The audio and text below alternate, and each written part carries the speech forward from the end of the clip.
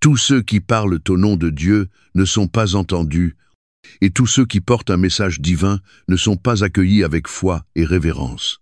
Certains sont exaltés parmi le peuple, tels des flambeaux brillants dans l'obscurité comme Ésaïe, avec ses visions majestueuses du ciel, ou Jérémie, avec ses lamentations déchirantes qui secouèrent la terre autant que les cieux. Mais il en est d'autres qui, bien qu'ils portent en eux le feu du ciel, ne rencontrent qu'indifférence, mépris, et dos tourné de ceux à qui ils étaient envoyés.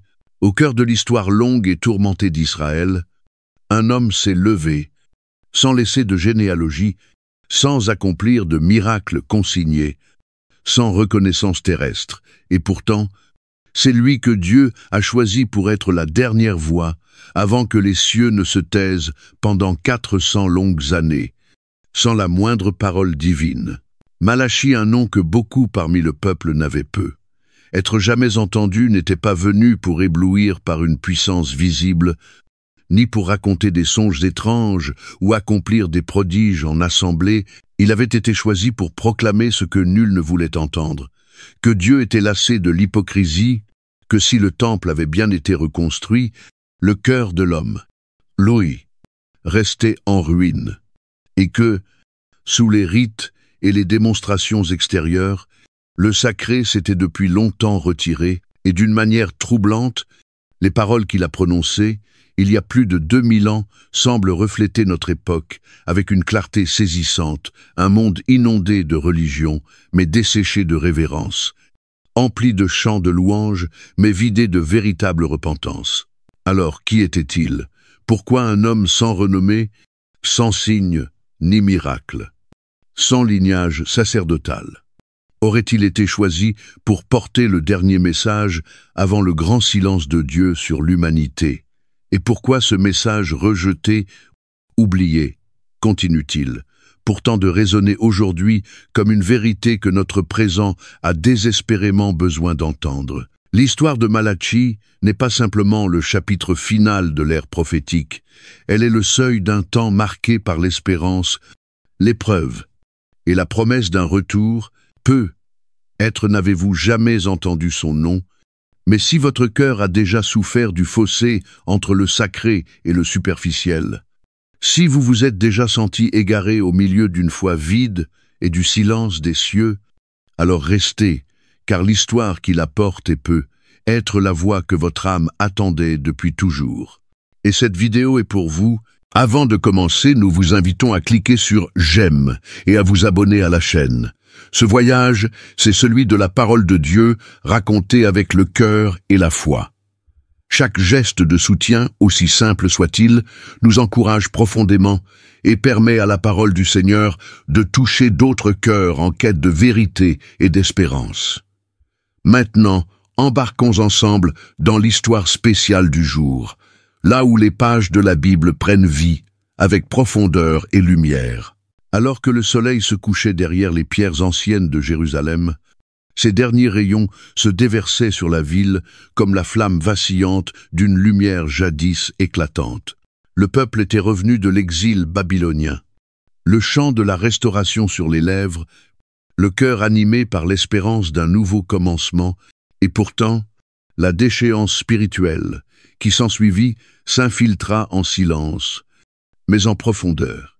Telle une moisissure rampante sous des autels dorés, le temple avait été reconstruit, les murailles de la ville restaurées, les sacrifices rétablis selon la loi, mais le feu de l'autel, bien qu'encore entretenu, était devenu creux, vidé de toute révérence, réduit à un simple devoir accompli sans âme. En apparence, le culte se poursuivait, l'encens s'élevait, le sang coulait comme prescrit. Mais la présence du Saint ne résidait plus au cœur de ces cérémonies, car les cœurs des adorateurs s'étaient refroidis, la prêtrise, autrefois établie pour refléter la sainteté et la miséricorde de Dieu, s'était faite négligente, intéressée et indifférente. Les prêtres récitaient les rites avec exactitude, mais sans passion. Ils posaient les offrandes sur l'autel, mais souvent en apportant des animaux défectueux aveugles, malades ou boiteux en dépit du commandement explicite de Lévitique 22. 20. Vous n'offrirez rien qui ait un défaut, car ce ne serait pas agréé pour vous. Ces transgressions n'étaient plus des exceptions, elles étaient devenues la norme, acceptées pour leur commodité, tolérées par un peuple qui ne craignait plus. Celui à qui il offrait ses sacrifices, la justice elle-même avait déserté la ville. Les juges, appelés à défendre la droiture et les opprimés, se laissaient désormais acheter, faussant les verdicts pour des gains personnels. Les pauvres étaient écrasés sous le poids de balances faussées, tandis que les riches bâtissaient leur fortune sur le dos des sans défense. C'était comme si les paroles du prophète Amos prenaient vie à nouveau. Ils vendent le juste pour de l'argent, et le pauvre pour une paire de sandales. Amos 2, 6. Même au sein des foyers, l'alliance était rompue. Le lien sacré du mariage, destiné à refléter l'amour fidèle de Dieu pour son peuple, avait été souillé. Des hommes renvoyaient les femmes de leur jeunesse, souvent pour poursuivre des étrangères qui se prosternaient devant des idoles, introduisant ainsi une infidélité spirituelle dans l'âme de la nation. Dans Malachie 2, 14, 6, Dieu lui-même supplie à travers son prophète: « Le Seigneur a été témoin entre toi et la femme de ta jeunesse, que tu as trahi. Veillez donc sur votre esprit, et ne soyez pas infidèles, mais les cœurs s'étaient endurcis. » Et ces cris venus du ciel se heurtaient à des oreilles engourdies par l'orgueil et l'esprit de suffisance. L'hypocrisie régnait, non seulement dans les tribunaux ou les maisons, mais même au sein des lieux saints, où l'on invoquait encore le nom du Seigneur, mais seulement par des lèvres qui ne tremblaient plus.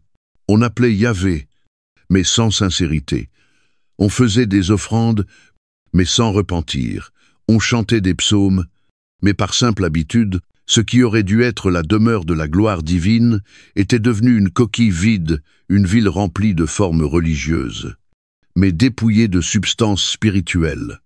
Ainsi, derrière le voile doré des rites restaurés, battait une réalité plus sombre, celle d'une société étrangère à son Dieu, entretenue dans l'illusion de la sainteté, mais coupée de la voix vivante du Saint.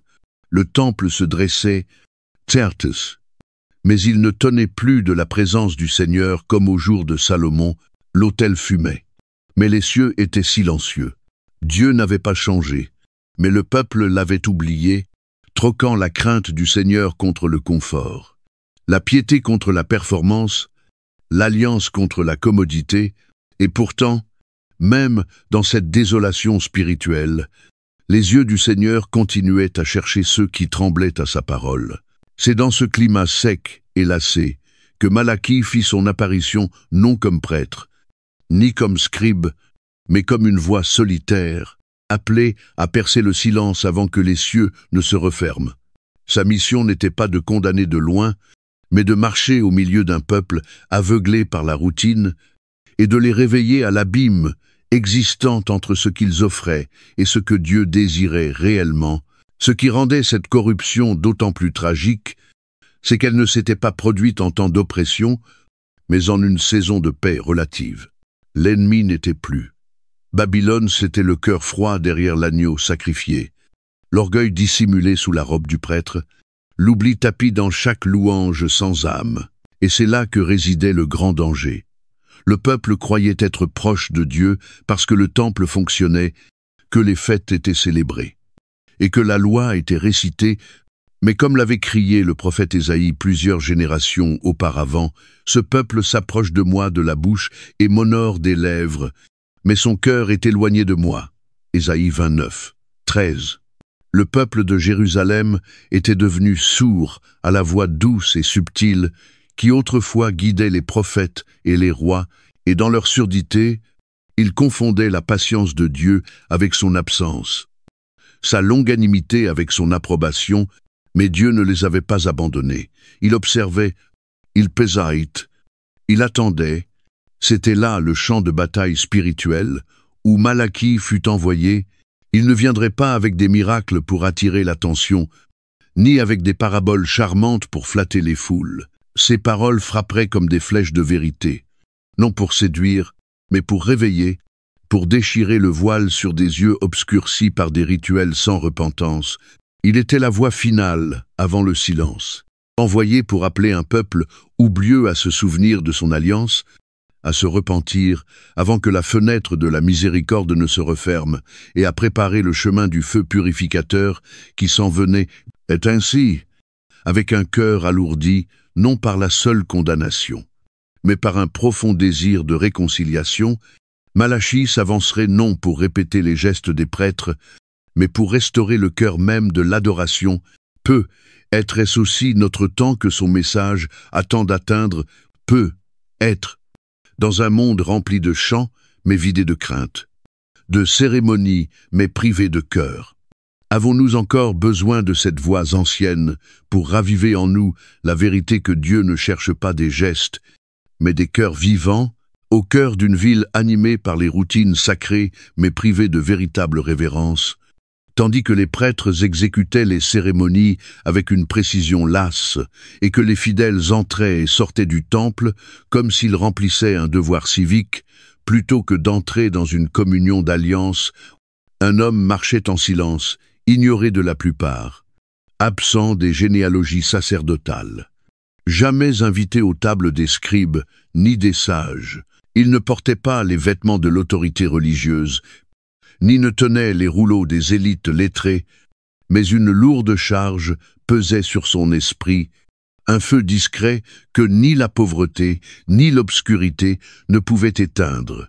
Chaque soir, alors que le soleil glissait derrière les murailles de Jérusalem, sa voix s'élevait, non dans des proclamations publiques, mais dans une intercession secrète, perçant les cieux par des prières nées non du rituel, mais du désespoir, l'élan d'une âme assoiffée de voir la justice divine revenir dans une nation déroutée, et puis, une nuit, tandis que la ville reposait sous son manteau de sommeil, et que les étoiles scintillaient au-dessus des parvis silencieux du temple, quelque chose d'éternel s'éveilla.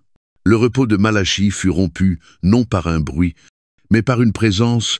Le voile entre le ciel et la terre fut tiré, et devant ses yeux intérieurs s'étendait une étendue désolée, un lieu stérile baigné d'une lumière non née du soleil, ni de la lune, mais d'origine divine.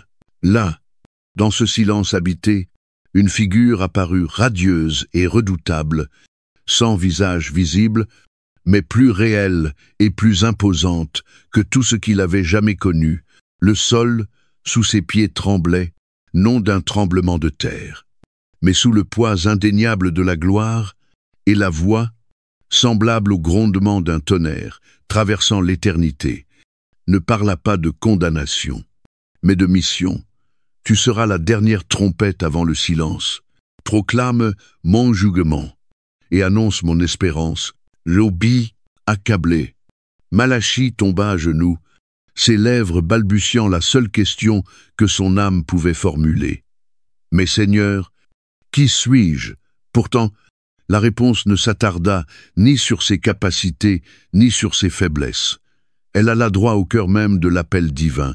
Écris, même s'il refuse de lire, parle, même s'il détourne le regard, car ma parole ne reviendra pas à moi sans effet. Ésaïe 55, 11. Le message n'était pas destiné aux foules seules, mais au reste fidèle à ceux qui craignaient encore le nom du Seigneur, à ceux qui, bien que silencieux en public, pleuraient en secret devant la profanation de l'alliance. C'étaient eux qui écouteraient, les cœurs encore tendres, les esprits non endurcis par l'engourdissement rituel, et lorsque Malachie se réveilla, la vision avait disparu, mais son feu brûlait toujours, profondément ancré en lui, rendant impossible tout retour à la vie tranquille. D'autrefois, dès ce jour, Jérusalem n'eut plus le même visage. Ses yeux, jadis ordinaires, avaient été ouverts pour voir à travers la perspective du ciel. Arpentant les rues, il ne voyait plus seulement des foules ou des marchés, mais une corruption criant à être dénoncée. Il vit un prêtre, vêtu de riches ornements, accepté sans honte ni hésitation, un agneau malade déposé par un fidèle, l'offrant sur l'autel en violation directe de l'essence du sacrifice révérencieux, telle que décrite dans Deutéronome 15, 20 et 1. Mais s'il a un défaut, s'il est boiteux ou aveugle, ou s'il a un défaut grave quelconque, tu ne l'offriras pas à l'Éternel, ton Dieu. Pourtant, nul ne s'indignait. Personne ne semblait se souvenir de ce que la sainteté exigeait. Il passa devant la table du scribe, où la parole de Dieu était lue à haute voix, mais où le tintement des pièces se mêlait à la lecture, signe que même les Écritures étaient traitées comme une marchandise, non comme une alliance. Il vit un juge, drapé d'autorité, recevoir des pots de vin sous des regards entendus, troquant la justice contre de l'or, pendant que les cris des opprimés demeuraient ignorés. Puis il vit un homme respectable, riche, admiré abandonner la femme de sa jeunesse, dont le visage portait les rides amères du chagrin, pour épouser une étrangère servante d'idole, sans même se soucier de l'alliance qu'il venait de briser. C'est alors que Malachie comprit. Le peuple avait rebâti la maison du Seigneur, mais non les cœurs de ceux qui y entraient. La ville avait été restaurée, mais la justice ne l'habitait plus. On avait ramené les sacrifices, mais non le repentir. L'autel brûlait, mais les cieux ne répondaient pas.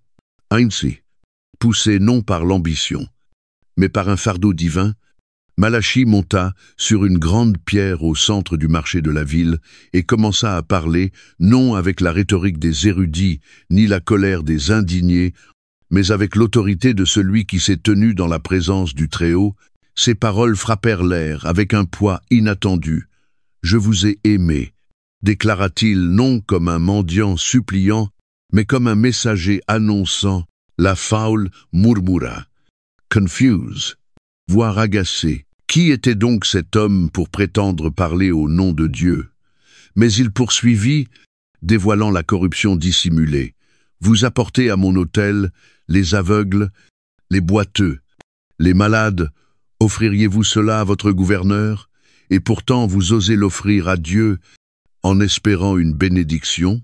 Ces paroles, bien que d'origine ancienne, semblaient dangereusement actuelles, comme si elles déchiraient les illusions confortables qui avaient engourdi les consciences.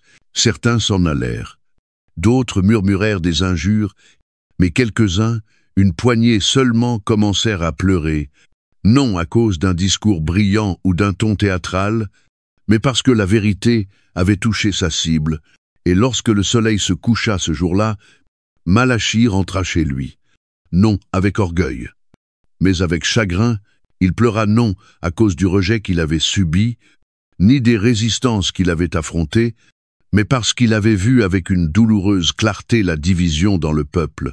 Beaucoup détourneraient le regard, certains le haïraient, mais un reste précieux et caché, entendrait et croirait. Et pour eux, ils savaient qu'ils devaient continuer, car alors que la ville sombrait dans le sommeil et que les marchands rangeaient leurs étals, le jugement de Dieu s'éveillait doucement dans les hauteurs, non dans une colère précipitée, mais dans une patience mesurée, car le temps de la miséricorde touchait à sa fin, et le messager avait été envoyé, peut être aussi, en ce temps de forme sans feu. Notre génération a-t-elle encore besoin d'entendre cette voix solitaire, une voix qui ne cherche ni à plaire, ni à dominer, mais à réveiller, une voix qui rappelle que Dieu n'oublie pas son alliance, et qu'il cherche encore des cœurs qui tremblent devant sa parole. Lorsque les premières lueurs de l'aube se glissèrent sur les toits de Jérusalem, Malachie sortit dans les rues non plus comme un simple observateur silencieux qu'il avait été, mais désormais comme un homme portant le poids d'une parole divine. Ses yeux n'étaient plus modelés par l'habitude ou la tradition, mais par la vision qu'il avait reçue dans les profondeurs sacrées de la nuit. Ce qu'il avait vu ne pouvait être oublié, et ce qu'il avait entendu ne pouvait plus demeurer emprisonné dans le silence. La ville, autrefois animée et colorée à ses yeux, lui apparaissait désormais couverte d'un voile de décomposition spirituelle. Ses structures étaient intactes, mais son âme défigurée, et le prophète ne pouvait plus franchir ses portes sans ressentir le deuil des cieux peser contre les murailles de l'indifférence humaine. Alors qu'il parcourait les parvis du temple et les places de la cité, des scènes poignantes confirmaient le fardeau brûlant en lui. Il vit un prêtre debout devant l'autel, acceptant un agneau dont les yeux étaient obscurcis par l'infection et dont les jambes tremblaient de faiblesse. Le rituel fut accompli. Le feu allumé. La fumée s'éleva, mais elle ne fut pas accueillie avec faveur. Elle montait comme un écho vide, privé de parfum, privé de grâce. Dans Malachie 1, 8, le prophète dénoncera plus tard ce même acte en déclarant « Lorsque vous offrez en sacrifice une bête aveugle, n'est-ce pas mal? Et lorsque vous en offrez une boiteuse ou malade, n'est-ce pas mal? Offre-la donc à ton gouverneur. Te recevra-t-il bien ou t'accueillera-t-il avec faveur ?» L'offrande, au lieu d'être un symbole de révérence, était devenue une moquerie, non à cause de la faiblesse de l'animal, mais à cause de l'endurcissement du cœur derrière l'acte. Il passa devant un scribe qui, d'une main, manipulait les rouleaux de la Torah et, de l'autre, comptait des pièces d'argent avec une aisance acquise comme si la parole de Dieu était devenue un moyen de subsistance plutôt qu'une source de vie. Plus loin, un juge riait doucement en acceptant un pot de vin, hochant la tête vers un riche homme dont le jugement était désormais assuré, non par la justice, mais par l'or, et dans une ruelle étroite, non loin des portes de la ville, Malachie vit un homme embrasser une femme étrangère ornée de charmes païens, tandis qu'à quelques pas de là, une femme israélite, âgée, sa véritable épouse, regardait en silence. Le visage marqué non par le temps, mais par la douleur d'une alliance trahie, le cœur du prophète se souleva alors, non de condamnation, mais du tourment d'un pacte brisé, et il s'écria « N'est-elle pas la femme de ta jeunesse, ta compagne, ton épouse par alliance ?» faisant écho à la plainte même de Dieu rapportée plus tard dans Malachie 2, 14, 15. Il devint clair pour lui que, bien que le temple fût debout et que l'autel brûlât encore, l'alliance avait été rompue dans les foyers, dans les marchés, et même dans les lieux autrefois sacrés. Pourtant, malgré la profondeur de la rébellion, Malachie savait qu'il n'avait pas été envoyé pour maudire, mais pour appeler un appel urgent, tranchant, et pourtant enraciné dans l'espérance, un après-midi, tandis que le marché vibrait du tumulte des marchands, des marchandages et de la routine, Malachie monta sur une pierre au centre de la place. Au début, peu le remarquèrent, il n'avait ni cortège, ni vêtements sacerdotal, ni rouleau d'autorité, mais lorsqu'il éleva la voix, l'atmosphère sembla se figer. Ce n'était pas simplement le discours d'un homme, c'était le poids des cieux, brisant le tumulte de la terre. « Je vous ai aimé », proclama-t-il non comme une supplique, mais comme une déclaration. Ces paroles déchirèrent le tumulte, comme une lame fend le lin, et des murmures traversèrent la foule. Qui était donc cet homme pour parler au nom de Dieu? Mais avant que leur indignation ne prenne racine, il poursuivit. « Et vous dites, en quoi nous as-tu aimés? Ésaü n'était-il pas frère de Jacob? Dit l'Éternel. Cependant, j'ai aimé Jacob, et j'ai haï Ésaü. » Malachie 1, 12, 13. Sa voix ne tremblait pas, car elle ne naissait ni de l'orgueil ni du doute, mais de la révélation, et son message perçait non seulement les oreilles, mais aussi les consciences. Il dénonça la profanation de l'autel, exposant les sacrifices vides offerts avec mépris, les prêtres qui les recevaient sans honte. Il réprimanda les responsables qui avaient transformé le temple en lieu d'habitude plutôt que de révérence, traitant le sacré comme une simple formalité. Ces paroles, telles qu'elles seront conservées en Malachie 1, 10, brûlaient hier comme aujourd'hui. Oh, s'il se trouvait parmi vous quelqu'un pour fermer les portes, afin que vous n'allumiez pas en vain le feu sur mon autel. Je ne prends aucun plaisir en vous, dit l'Éternel des armées. Dens, la foule commença à s'agiter. Certains ricaneant, d'autres raillaient, mais parmi eux, quelques regards s'embuèrent de larmes, non par simple culpabilité, mais parce qu'ils réalisèrent soudain que Dieu parlait encore, que le silence du ciel n'était pas encore total, et que le jugement n'avait pas encore remplacé la miséricorde. Quelques-uns écoutaient en tremblant non parce que le prophète était habile, mais parce que ces mots résonnaient comme vrais. C'étaient ceux qui, depuis longtemps, soupçonnaient qu'il manquait quelque chose dans leur foi, et maintenant, à travers cette voix solitaire, cela leur était révélé au grand jour. À la tombée du jour, Malachi rentraces lui nul applaudissement, nulle reconnaissance ne l'attendait. Il s'assit en silence, méditant non sur son propre courage, mais sur la division qu'il avait perçue. Certains s'étaient détournés dans la moquerie, d'autres l'avaient ignoré avec froideur, mais quelques-uns raris. Mais précieux avait pleuré, et pour eux, ils continueraient, car tandis que les étoiles apparaissaient au-dessus de Jérusalem et que les ombres s'étendaient, Malachi comprit que, bien que la ville ne l'écoute pas d'une seule voix, les cieux, eux, avaient entendu, et que quelque part, dans le cœur d'Israël, le reste fidèle subsistait, ainsi, avec un fardeau qu'aucun rejet, ni aucune lassitude ne pouvait éteindre. Le prophète se prépara à parler à nouveau non parce qu'il espérait des éloges, mais parce qu'il redoutait ce qui arriverait si la voix de Dieu n'était pas entendue, car le temps de l'avertissement était court, la miséricorde encore présente, et le silence bientôt tout proche. Bien avant que la ville ne s'éveille au tumulte du commerce et aux élans de la dévotion, avant même que le premier sacrifice du matin ne soit offert et que les portes du temple ne grincent pour accueillir les fidèles. Malachi s'était déjà levé, ses pas, délibérés et inébranlables, le conduisaient vers les parvis sacrés, non pas avec des offrandes en main, mais avec un feu ardent dans l'âme, car ce qu'il avait vu en vision et entendu dans le silence de la communion divine le poussait à confronter non seulement les péchés du peuple, mais aussi la profanation de l'autel même, destiné à réconcilier l'homme avec son Dieu. Le temple, bien que restauré dans la pierre, s'était vidé de son esprit, et ce qui était autrefois le lieu de la gloire était devenu familier, galvaudé par des hommes qui avaient appris à imiter la sainteté, tandis que leur cœur restait éloigné du Dieu qu'ils prétendaient servir.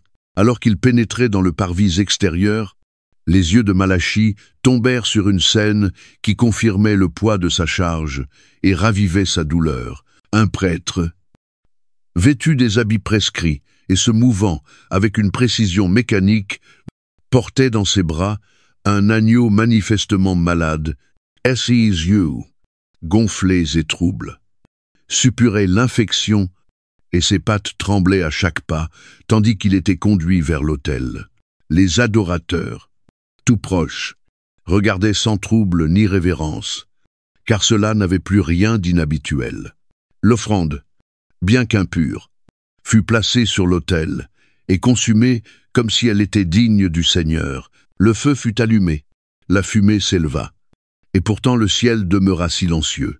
Le parfum, qui aurait dû monter comme l'encens devant le trône, n'était plus qu'une puanteur d'hypocrisie, car l'acte était devenu une formalité vide, sans âme ni vérité. C'est alors, tandis que les flammes vacillaient sans faveur, que Malachi fit un pas en avant. Sa voix, seule au milieu de la foule, transperça les apparences solennelles avec une clarté tranchante. Ce n'est pas là de l'adoration, c'est du mépris. Son cri brisa les murmures des badauds et fit se tourner les têtes des prêtres, qui le regardèrent non pas avec repentir, mais avec dédain. L'un d'eux, au visage durci, à la barbe épaisse, s'avança et lui lança avec ironie « Et toi, qui es-tu pour juger les offrandes du temple ?» Mais Malachi, avec un regard non pas d'accusation mais de tristesse, répondit « Ce n'est pas moi qui suis offensé, mais le Seigneur celui dont vous déshonorez le nom en lui, offrant ce que vous n'oseriez même pas présenter à un gouverneur. » Jaïou, son reproche faisait écho aux paroles mêmes qui seraient gravées à jamais dans Malachie 1. 14. Maudit soit le trompeur qui a dans son troupeau un mâle et qui fait un vœu, mais qui sacrifie au Seigneur une bête défectueuse, car je suis un grand roi, dit l'Éternel des armées, et mon nom est redouté parmi les nations.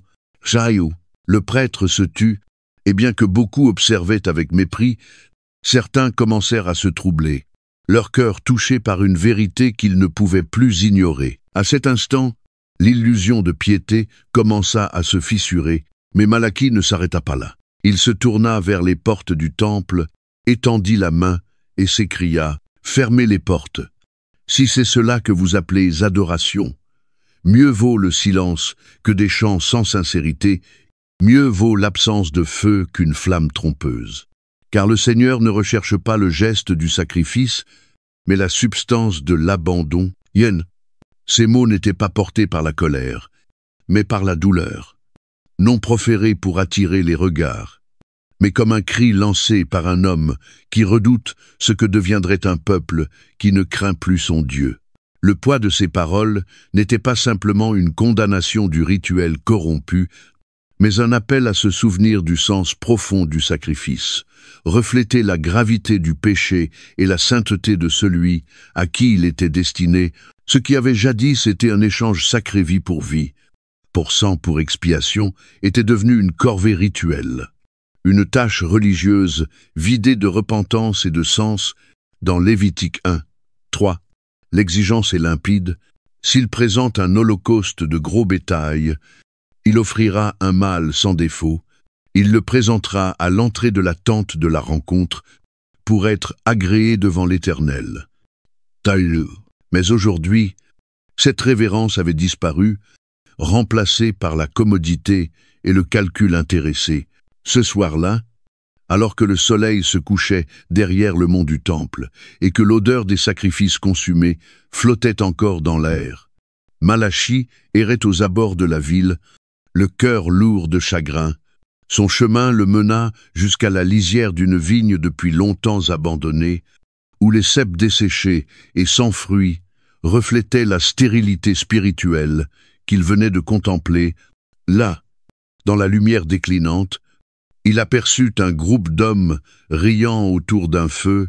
Leurs vêtements étaient somptueux, mais leur langage était grossier. L'un d'eux, un marchand prospère, tenait dans ses bras une femme étrangère parée d'amulettes et d'idoles. Non loin de là, à l'ombre d'un olivier, se tenait une femme âgée, dont le visage trahissait à la fois la familiarité et la souffrance. C'était sa première épouse, la femme de sa jeunesse. Désormais rejetée et oubliée, le cœur de Malachie s'enflamma, non seulement à cause de la cruauté de l'acte, mais aussi à cause de ce qu'il révélait. Le même esprit qui avait souillé l'autel avait aussi pénétré l'alliance du mariage.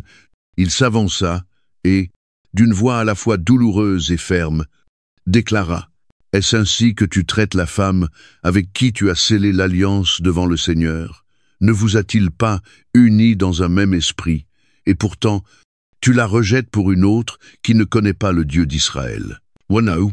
Son reproche faisait résonner la plainte divine de Malachie 2. « 6. Car je hais la répudiation, dit l'Éternel, le Dieu d'Israël, et celui qui couvre de violence son vêtement. » Wanaou. L'homme répondit froidement, « L'amour s'éteint. » Wanaou. Miss Malachie, sans reculer, répondit, « Et la justice commence là où l'amour a failli, car le Seigneur voit ce qui se cache dans l'ombre. Est-il à Jira? » Wanaou. Certains se moquèrent, d'autres détournèrent le regard, mais la vieille femme, silencieuse et immobile, s'approcha du prophète, et avec des yeux emplis non de reproche, mais de reconnaissance, lui effleura doucement la main. Aucun mot ne fut échangé, mais ce simple geste suffisait à confirmer la mission de Malachie, car bien que la majorité l'ignorait et que beaucoup le rejetaient, il restait encore des cœurs sensibles à la voix de la justice. Cette nuit-là, tandis que la ville retombait dans un sommeil agité et que les lampes du temple vacillaient dans l'obscurité, Malachie marchait avec un fardeau plus lourd, encore non parce que ses paroles avaient été rejetées, mais parce que la maladie spirituelle était plus profonde qu'on ne le croyait. Le sacrifice n'était pas simplement imparfait, Il était devenu le symbole d'une fracture plus vaste, celle d'une nation satisfaite d'offrir à Dieu le moins, tout en exigeant de lui le meilleur. Est ainsi, le cœur brisé, mais l'esprit toujours embrasé par le feu divin. Le prophète résolut de parler à nouveau, car le Seigneur n'avait pas encore détourné sa face, et tant que sa voix résonnerait encore par la bouche d'un messager fidèle, il restait un espoir si mince soit-il pour que l'autel soit restauré. Et toi, que vois-tu aujourd'hui sur l'autel de ton cœur? Est-ce un feu sincère ou une flamme sans chaleur? Car le Seigneur cherche encore ceux dont l'adoration naît de la vérité et de l'abandon total. Il n'est jamais trop tard pour redonner au sacrifice sa vraie signification, à condition d'oser revenir à lui. Alors que le soleil disparaissait derrière l'horizon et que les remparts de Jérusalem se teintaient d'or profond dans la lumière du crépuscule, Malachi quitta le cœur animé de la ville pour s'avancer vers la périphérie, là où le tumulte des marchands s'effaçait peu à peu, remplacé par le bruissement du vent dans les oliveraies et l'arôme de la terre sèche mêlé aux dernières effluves de raisins écrasés. C'est ici, au milieu des vestiges silencieux d'un vignoble autrefois florissant, désormais laissé à l'abandon et envahi par les ronces, qu'il croisa non des prêtres ni des scribes, mais un groupe d'hommes dont les robes raffinées et les mains ornées de bijoux trahissaient le statut de riches marchands et propriétaires terriens. Ils parlaient à voix basse, ricanant avec assurance, leurs mots chargés d'une suffisance inconsciente ou peu, être indifférento, fait que le ciel lui-même prêtait attention à chaque syllabe. Parmi eux se trouvait un homme que Malachi reconnut, un marchand influent, dont le nom revenait souvent dans les conversations des élites. Son bras reposait nonchalamment sur les épaules d'une jeune femme, dont les yeux soulignés de colle et les vêtements éclatants, chargés de breloques et de symboles étrangers au peuple de l'Alliance, trahissaient son origine lointaine. Sun Raya, cristallin comme des clochettes d'argent dans le soir tombant, fit pourtant frissonner le prophète, car non loin de là, à peine dissimulée par l'ombre d'un olivier tordu, se tenait une silhouette frêle. Elle ne portait aucun bijou. Sa robe était fanée, et ses mains tremblaient, non seulement sous le poids des années, mais aussi sous celui d'un chagrin ancien et tenace. Son visage portait les marques silencieuses de la trahison. Elle n'était pas une simple passantelle, était la première épouse de cet homme, la femme de sa jeunesse, désormais reléguée à l'oubli au profit de la nouveauté et du plaisir. La voix de Malachi, d'abord douce, résonna pourtant avec la lourdeur d'une douleur divine lorsqu'il s'avança, les yeux fixés non sur la femme étrangère ni sur la foule, mais sur l'homme qui avait brisé bien plus qu'un simple veuil, avait fracturé une alliance scellée devant le Seigneur. « Est-ce ainsi que tu la récompenses ?» demanda le prophète. Ces paroles traversant l'air avec une solennité saisissante, n'étaient-elles pas à tes côtés lorsque tes mains étaient encore vides et ton nom inconnu? N'est-ce pas devant le Seigneur lui-même que tu as fait ce vœu? Descent, yenel abandonnerai pas. L'homme, pris au dépourvu mais non ébranlé, détourna légèrement le regard en marmonnant « Ce que je choisis est mon droit », mais Malachi ne recula pas. « Ce n'est pas ton droit », répliqua-t-il, « de piétiner ce qui est sacré et d'appeler cela liberté. Le Seigneur a été témoin entre toi et la femme de ta jeunesse, et même si elle a vieilli, même si ses mains ont perdu leur vigueur, elle demeure celle avec qui tu as conclu une alliance non, pas une simple promesse, mais un lien devant Dieu. Baïk, ces paroles, tranchant à travers l'orgueil et les faux-semblants, résonnaient déjà dans le reproche consigné plus tard dans Malachi 2, 14-6. Le Seigneur a été témoin entre toi et la femme de ta jeunesse, qui tu as trahi, alors qu'elle est ta compagne et la femme de ton alliance, car le Seigneur, le Dieu d'Israël, dit qu'il déteste la répudiation, car elle couvre le vêtement de violence. Le marchand serra la mâchoire, refusant de répondre, mais parmi les autres hommes, certains se remuèrent, comme si l'ombre de la conviction avait soudain obscurci leur rire, Malachie se tourna vers la femme, dont les yeux brillaient maintenant de larmes, non pas de détresse, mais d'une douleur longtemps contenue, enfin reconnue.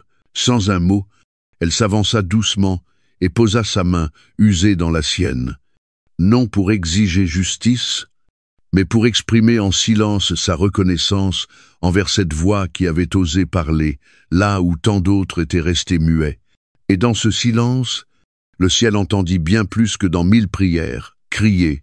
Cette rencontre ne fut pas seulement un affrontement personnel, elle fut le miroir d'une trahison plus vaste, répandue dans tout le pays. Car tout comme ces hommes rejetaient les femmes de leur jeunesse, ainsi Israël avait-elle détourné son cœur de celui qui l'avait libéré. Narée et appelée sienne, l'alliance du mariage, censée être un reflet vivant de la fidélité divine, était devenue une coquille vide, écartée dès qu'elle dérangeait, négligée dès qu'elle exigeait, et en brisant leurs engagements les uns envers les autres, ils profanaient l'alliance même qu'ils prétendaient honorer avec le Tout-Puissant. Dans une culture où la fidélité était devenue une variable d'ajustement et où l'amour se résumait à un simple sentiment dépourvu de sacrifice, Malachie se dressait comme un rappel vivant. Le Seigneur voit ce que les hommes s'efforcent de cacher. Il ne mesure pas la justice à la ferveur des prières ou à la fréquence des visites au temple, mais à la manière dont chacun honore les alliances les plus intimes. Dans les recoins invisibles de la vie quotidienne, le cri du prophète ne s'élevait pas simplement contre le divorce, mais contre la dureté de cœur qui permettait à la trahison de se faire passer pour la liberté. Alors qu'il reprenait le chemin des ruelles étroites de la ville, le poids de l'alliance se faisait sentir sur Malachie non comme un fardeau à porter dans le silence, mais comme une vérité à proclamer, car si le peuple n'était pas capable d'honorer les engagements pris dans l'intimité de leur foyer, comment pouvait-il prétendre honorer celui qui s'était engagé envers eux depuis les fondations mêmes de leur nation? Et si le mariage, cette première institution sanctifiée par Dieu au Jardin d'Éden, pouvait être rejeté si légèrement, quelle espérance restait-il pour que quelque alliance tienne encore debout? Pourtant, même dans sa peine, Malachie savait que Dieu n'appelait pas à la vengeance, mais à la repentance non, pas simplement pour exposer la faute, mais pour éveiller un désir profond de restauration. La porte de la miséricorde n'était pas encore fermée, et les paroles de réprimande étaient, en vérité, une invitation à revenir non seulement vers un époux ou une promesse, mais vers le cœur même de Dieu, car celui qui est la trahison est aussi celui qui pense les cœurs brisés, et celui qui perçoit le silence en larmes de l'abandonné est aussi celui qui inscrit son nom dans son livre éternel. Et toi, lecteur, alors que tu entends ces paroles, n'entends-tu pas aussi l'appel du ciel, un appel à sonder ton propre cœur, à revisiter les engagements oubliés, et à revenir vers celui dont la fidélité ne faillit jamais? Là, dans le secret de l'alliance, demeure la promesse d'un amour qui restaure. Cette nuit-là, après avoir arpenté les rues de Jérusalem, portant le poids des avertissements divins et la douleur d'un rejet silencieux, Malachie se retira dans un lieu de solitude non pour fuir le tumulte des hommes, mais pour chercher la proximité de Dieu. Il gravit les pentes qui surplombaient la vallée du Cédron, là où les ombres des oliviers s'étiraient sur les rochers et où l'air se faisait plus frais, sous le silence paisible de minuit. Derrière lui, la ville dormait. Ses portes closes, ses morchons repochis. Ces prêtres inconscients du fait que le ciel, lui, ne sommeillait point. Malachie s'agenouilla là, non comme un homme las ayant besoin de repos, mais comme un guetteur criant entre le portique et l'autel, son âme tendue entre la tristesse et l'espérance, en proie à une question qui résonnait de plus en plus fort dans son cœur à chaque message proclamé. Qui écoute encore? Le visage contre terre, ses larmes se mêlant à la poussière, le prophète déversa une plainte, non pour lui-même, mais pour une nation qui avait oublié son premier amour. Ô Éternel, murmura-t-il, Se sont-ils tous détournés? En reste-t-il un seul qui tremble à ta parole, qui pleure ce qui a été perdu, qui se souvient de l'alliance et aspire à ce que ton nom soit à nouveau honoré? Sa voix n'était pas celle de la colère, mais celle d'un cœur brisé, l'écho des lamentations de ces prophètes qui l'avaient précédé, non pas seulement affligé par le péché du peuple, mais davantage encore par son incapacité à en ressentir le deuil, et c'est alors, dans ce silence étoilé, que quelque chose changea, non dans la ville, qui demeurait endormie, ni dans les cieux, qui n'envoyèrent ni tonnerre, ni feu, mais dans les profondeurs mêmes de son esprit, là où la voix de l'Éternel fendit à nouveau le silence non par un jugement, mais par une promesse. Ils sont là, dit le Seigneur, non par un tonnerre redoutable, mais dans la douceur qu'aucune oreille charnelle ne peut percevoir, une paix que seule l'âme accordée à Dieu entend. Ils ne parlent pas à haute voix, mais chuchotent dans le secret. Ils ne se tiennent pas sur les places publiques, mais fléchissent les genoux dans des chambres cachées. Bien qu'ils soient tournés en dérision par les orgueilleux, ils sont à moi, Dieu. C'est alors que Malachie reçut une vision non de condamnation, mais de souvenir. Il vit, comme si le voile lui avait été ôté, le Seigneur assis sur son trône, et devant lui, un rouleau ouvert. Mais ce n'était pas un livre ordinaire, c'était le livre du souvenir, non écrit avec de l'encre, mais inspiré du souffle même du ciel, rempli des noms de ceux qui craignaient le Seigneur et honoraient son nom dans le secret, même lorsque le monde se moquait, même lorsque le temple se refroidissait. Ce moment serait plus tard consigné dans Malachie 3, 6, 10, 7. Alors ceux qui craignent l'Éternel se parlèrent l'un à l'autre. L'Éternel fut attentif, et il écouta, et un livre de souvenirs fut écrit devant lui pour ceux qui craignent l'Éternel et honorent son nom. Ils seront à moi, dit l'Éternel des armées, au jour que je prépare. J'aurai compassion d'eux, comme un homme a compassion de son fils qui le sert. Lent. Malachie ouvrit les yeux et contempla à nouveau la ville, non plus avec une tristesse accablante, mais avec une lucidité renouvelée, car bien que la majorité se moquât et que les puissants s'accrochaient à leurs illusions de sécurité, il existait un reston assemblée cachée de fidèles, dont la justice ne s'étalait pas dans les rues, mais s'exprimait dans une fidélité discrète et constante. Il les avait croisés maintes fois sans les reconnaître, ce vieil homme récitant la Torah à des enfants près du marché, cette veuve partageant son dernier pain avec un orphelin affamé, cet artisan refusant de tricher sur ses balances, cette jeune fille murmurant ses prières derrière une porte close. Ils n'étaient pas bruyants, ils n'étaient pas visibles, mais ils étaient connus de Dieu. Leur présence ne justifiait pas les péchés de la nation, ni notait l'urgence de la repentance. Pourtant, elle rappelait à Malachie, nous rappelle encore aujourd'hui que Dieu n'a pas besoin de foule pour émouvoir son cœur, ni de temple rempli de chants pour révéler sa gloire. Il scrute l'attitude intérieure de l'âme, évaluant non le volume de l'adoration, mais la sincérité du cœur, comme le psalmiste l'écrivit un jour. L'Éternel est proche de ceux qui ont le cœur brisé. Il sauve ceux dont l'esprit est abattu. Psaume 34, 18. Et c'est ainsi que Malachie comprit, tandis que le feu de l'autel vacillait dans la façade religieuse, un autre feu brûlait discret, mais inextinguible dans le cœur des humbles. Et cela aussi faisait partie du message qu'il avait été chargé d'annoncer. Tous n'étaient pas perdus, tous n'étaient pas endurcis. Bien que le jugement se profilât à l'horizon et que le silence du ciel devint pesant, il restait ceux qui craignaient l'Éternel non par terreur, mais avec révérence, non par devoir, mais par amour, et pour eux, le Seigneur n'oublierait pas, leur nom était gravé dans l'éternité, leurs larmes comptées, leurs prières conservées, alors que Malachie descendait la colline et regagnait les confins silencieux de la ville.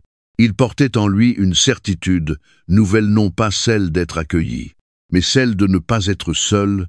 La voix du Seigneur parlait encore, le rouleau du souvenir était toujours ouvert, et les cœurs fidèles battaient encore, paisibles, dans l'ombre, et même si la nuit s'épaississait et que le silence semblait gagner du terrain, une promesse demeurait. Dieu n'a pas abandonné ceux qui le craignent. Et au jour venu, il les appellera siens, et toi qui lis ces mots, prends courage. Même dans le silence, Dieu écrit ton nom. Même dans l'obscurité, il voit ta foi, n'aie pas peur d'être seul, car celui qui marche dans la crainte du Seigneur ne marche jamais dans l'oubli. Le lendemain matin, alors que les portes de la ville grincèrent en s'ouvrant et que le rythme du quotidien reprenait au son des roues de charrette, des cris de vendeurs et du tintement de l'argent échangé, Malachie se déplaçait silencieusement au milieu de la foule. Sa présence, encore méconnue de la majorité, n'attirait ni les regards ni les révérences. Mais quelque chose dans sa manière de regarder interpellait.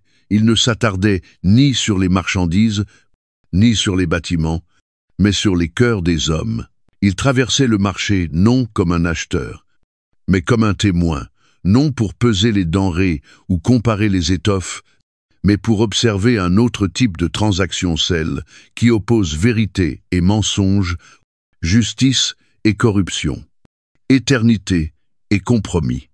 Les étals regorgeaient de produits venus de terres lointaines du lin d'Égypte, des huiles de Jéricho, des figues de la vallée du Jourdain. Pourtant, sous cette apparence éclatante, se cachait une réalité plus sombre. Les balances étaient subtilement faussées. Des doigts appuyaient les plateaux d'un poids invisible et les prix variaient selon la tenue ou l'accent de l'acheteur. Ce que la bouche déclarait équitable devenait mensonge dans le geste. Les voix des marchands accueillaient avec chaleur. Mais leur regard calculait le gain plus que la dignité de l'âme. Les enfants mendiaient des miettes, tandis que les greniers, dissimulés derrière les tentures, débordaient. Et au cœur de ce tumulte, le nom du Seigneur était pourtant prononcé dans les salutations, dans les serments vidés de toute crainte, de toute révérence véritable. Malachie s'arrêta devant une tente richement décorée, son entrée dissimulée par des étoffes teintes de pourpre profond et bordées de fils dorés. À l'intérieur, un marchand, allongé sur des coussins, faisait briller ses anneaux sous la lumière du matin. Sa voix, fluide et bien rodée, trahissait une ironie amère. Il s'appelait Éléazar, l'un des commerçants les plus prospères de Jérusalem, réputé autant pour sa fortune que pour le mépris qu'il affichait envers les prophètes et les réformateurs. En voyant s'approcher Malachie, il leva son gobelet avec un sourire narquois. « Hein » Le prédicateur, lança-t-il d'un ton moqueur. « Viens-tu peser ma conscience ou taxer mon âme » Moïse Malachie, insensible aux railleries comme à l'éclat de l'or, resta immobile. Sa voix, calme mais ferme, posa une question qui fit frissonner l'air. Un homme oserait-il voler Dieu? Le marché se tut, les conversations s'éteignirent peu à peu. La question, pourtant simple, flottait comme de l'encens suspendu dans l'immobilité. Sans attendre de réponse, il déclara « Pourtant, vous le volez. » Des murmures choqués traversèrent la foule. Certains échangèrent des regards inquiets. D'autres fronçaient les sourcils, indécis. Enfin, une voix souffla. « Comment ?»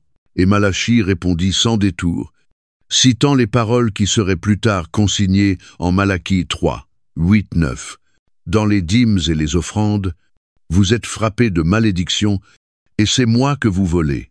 Vous, la nation tout entière.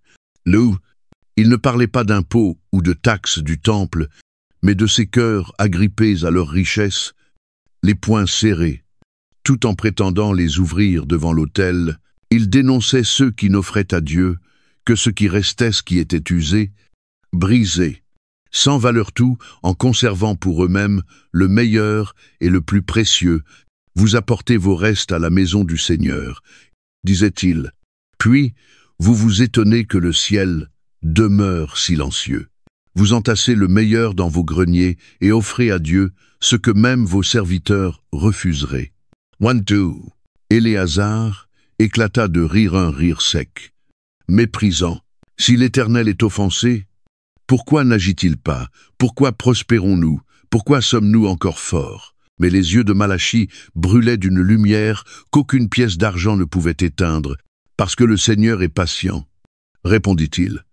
Mais ne confondez pas son silence avec son approbation, sa miséricorde retarde sa main.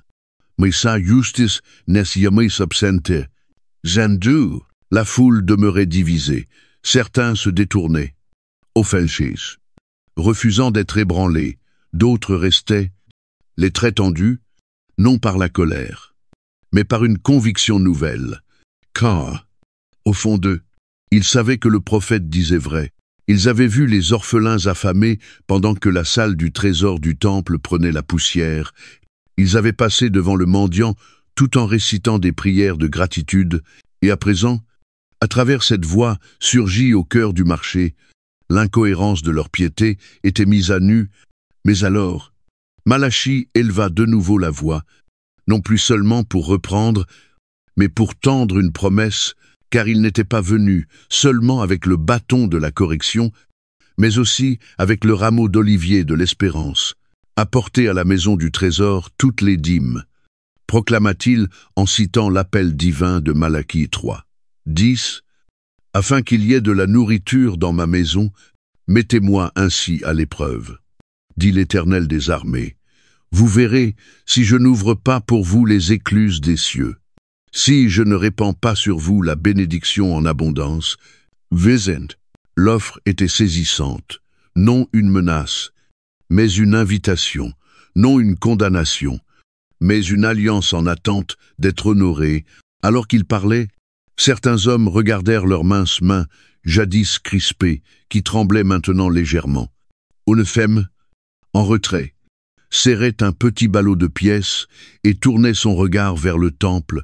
Son visage exprimait à la fois la culpabilité et l'espérance. Pour la première fois, donner ne semblait plus être une perte, mais un acte de confiance, et Malachi, discernant ce frémissement dans les cœurs, comprit qu'au-delà du rejet de plusieurs, certains allaient revenir, ce soir-là, dans les quartiers supérieurs de la ville. Les chefs du temple se réunirent à huis clos. Leur voix était basse, leur visage fermé. Cet homme sème le trouble. Dites-le, il divise le peuple. Ajouta un autre, il nous traite de voleurs dans la maison de notre Dieu. One, mais dans un coin, un jeune scribe restait silencieux. Il avait entendu les paroles au marché, il les avait senties s'enfoncer jusqu'au plus profond de son être, et bien qu'il n'ait pas parlé ce matin-là, une question ne cessait de résonner en lui, et si le prophète disait vrai, car Malachi n'avait pas seulement dénoncé la cupidité des hommes îles, avait révélé une faille bien plus grave. Le peuple avait perdu la crainte du Seigneur, non parce qu'il avait rejeté sa loi, mais parce qu'il avait oublié son cœur. Il ne s'attendait plus à la bénédiction, car ils ne croyaient plus en l'obéissance, ils avaient appris à vivre sans foi, à prospérer sans soumission, et pourtant, le Seigneur ne s'était pas retiré. À travers cette dernière voix, avant le silence, il suppliait encore, avertissait encore, attendait encore, et ainsi, tandis que Malachi quittait le marché ce jour-là, il savait que le poids de son message ne se dissiperait pas avec la poussière du soir. Il avait été semé dans les cœurs certains endurcis, d'autres réceptifs, mais tous désormais responsables, car la parole avait été proclamée, et même si les mains des hommes pouvaient encore cacher l'argent, elles ne pouvaient plus prétendre à l'ignorance. Le Seigneur avait parlé, et le ciel veillait encore, et toi, là où tu es, entends-tu l'appel de celui qui scrute le secret des balances, mais aussi celui des cœurs? L'heure n'est pas à l'accusation, mais au retour. Là où ton trésor se trouve, là aussi est ton cœur. Sera-t-il trouvé fidèle? À la suite des déclarations audacieuses de Malachi, à travers toute la ville sa voix résonnant dans les cours du temple, les marchés bruyants, et même aux lisières silencieuses des vignes désormais abandonnées, une tension latente commença à sourdre sous la surface de l'établissement religieux de Jérusalem. Ce qui n'était autrefois qu'un discret malaise au sein des rangs sacerdotaux, s'était mué en réunions feutrées, à huis clos, en chuchotement dans les cours ombragés où anciens scribes et responsables du temple, ne se réunissaient plus pour chercher la face de l'Éternel, mais pour préserver leur autorité, car Malachi n'avait pas seulement prononcé des vérités troublant des consciences individuelles. Il avait mis à nu un compromis collectif et, ce faisant, ébranlé les fondations mêmes d'un système où la piété était devenue spectacle et l'autorité sacrée, un instrument de conservation du pouvoir. Dans l'un de ces conciliabules, l'atmosphère était lourde, non d'une sainte crainte de Dieu, mais de la peur d'un bouleversement imminent. Un ancien, arpentant lentement le sol mosaïqué d'une salle de pierre éclairée par des lampes à huile, s'exprima avec nervosité. Cet homme défait l'ordre établi. Il retourne le peuple contre la prêtrise. Un autre, râpé dans des habits somptueux, ajouta: il remet en question les offrandes, il se moque de l'autel. Il nous accuse, nous, de dépouiller l'Éternel. Leurs paroles, bien qu'enveloppées dans le souci apparent de préserver la tradition, trahissaient une crainte bien plus profonde, celle d'être mise à nu, car les paroles de Malachi avaient atteint un point névralgique qu'aucun rite ne pouvait anesthésier. Mais tous dans cette salle ne partageaient pas la même assurance. Parmi eux se tenait un jeune scribe, les doigts encore enroulés autour d'un rouleau qu'il avait copié quelques jours plus tôt. Il avait été présent dans la foule lorsque Malachi avait parlé, il avait entendu l'accusation, senti le poids de la réprimande, et vu ce moment où le peuple s'était figé, non par offense, mais par une soudaine lucidité, et bien qu'il n'osât prendre la parole parmi ses aînés, une question ne cessait de résonner en lui comme un murmure persistant. Et si le prophète avait raison, des roses. Loin de ses chambres verrouillées, Malachi continuait de proclamer, non avec amertume, mais avec la détermination sereine d'un homme conscient que ses paroles ne venaient pas de lui. Il ne cherchait plus seulement à réformer des comportements corrompus, mais à réveiller la vue spirituelle du peuple, à restaurer leur capacité à discerner non seulement le bien du mal, mais surtout le vrai sacré de ce qui n'en était qu'une façade, car la ligne entre lumière et ombre s'était estompée dans bien des cœurs, et la voix du prophète se faisait à la fois épée tranchante et scalpel précis, pénétrant jusqu'à la division de l'âme et de l'esprit. Ainsi, se tenant de nouveau sur la place publique où il avait élevé la voix pour la première fois, Malachi proclama le message qui allait cristalliser l'essence même de son appel. Alors vous verrez de nouveau la différence entre le juste et le méchant, entre celui qui sert Dieu et celui qui ne le sert pas. Malachi 3, 18. Ces mots ne furent pas un avertissement lancé à la légère, mais une proclamation solennelle, un rappel que le jugement à venir ne serait ni arbitraire ni aveugle, mais qu'il dévoilerait la vérité cachée de chaque cœur, mettant en lumière non seulement la vie extérieure, mais l'allégeance intérieure. Il annonçait que les robes ne pouvaient plus dissimuler la rébellion, que l'encens de l'impénitence ne masquait plus l'hypocrisie, et que les titres des hommes n'avaient aucun poids devant le trône du Très-Haut. Le prêtre comme le paysan serait pesé sur une même balance, non pas celle du statut ou des fonctions, mais celle de la sincérité et de l'abandon. Et en ce jour à venir, c'est le Seigneur lui-même qui tracerait la ligne que nul homme ne pourrait effacer, entre ceux qui craignent son nom et ceux qui l'utilisent en vain. Ce n'était ni un appel au légalisme, ni une exaltation du jugement, mais une ultime invitation à choisir, car, tandis que les rituels du temple se poursuivaient et que les feux sacrificiels brûlaient encore, les cieux se préparaient à quelque chose de bien plus grand et de bien plus redoutable que de simples cérémonies. La voix du prophète n'annonçait pas la fin de tous, mais la fin des faux-semblants, le moment où la religion extérieure serait séparée de la dévotion intérieure et où les véritables serviteurs de Dieu seraient révélés, non par leur discours, mais par la posture de leur cœur. Et dans le silence qui suivit sa proclamation, ceux qui avaient des oreilles pour entendre comprirent qu'un basculement s'était opéré. Le peuple, longtemps bercé par de vagues assurances et des bénédictions générales, se trouvait désormais confronté à une ligne de séparation aussi nette que bouleversante. Il ne pouvait plus se cacher dans la foule, ni se réfugier dans une identité collective. L'appel était personnel. La distinction, éternelle. Ainsi, la voix de Malachie devint le dernier écho de la miséricorde divine, avant la longue nuit du silence prophétique. Mais ce n'était pas seulement un cri d'alarme, c'était une promesse. Car le même Dieu qui allait tracer la ligne du jugement était aussi celui qui rassemblerait son peuple précieux. Comme il est écrit dans Malachie 3, 17. « Ils seront à moi, dit l'Éternel des armées. Au jour que je prépare, j'aurai compassion d'eux, comme un homme a compassion de son fils qui le serre. » Ces paroles ne s'adressaient pas à ceux qui vivaient confortablement dans le compromis, mais à ceux, peu nombreux, qui craignaient encore le Seigneur, avec des cœurs tremblants et une espérance inébranlable. Et le prophète continua non pour obtenir l'approbation des hommes, ni pour sauver sa réputation, mais parce que la parole du Seigneur brûlait en lui comme un feu dans ses os, et qu'il savait que le temps du choix touchait à sa fin. La ligne n'était plus une menace lointaine, elle était là. Et chaque cœur, qu'il se trouve dans le temple ou dans la rue, vêtu de lin ou de haillons, devait désormais choisir de quel côté il se tiendrait. Car parfois, c'est dans l'ultime silence que Dieu parle le plus fort.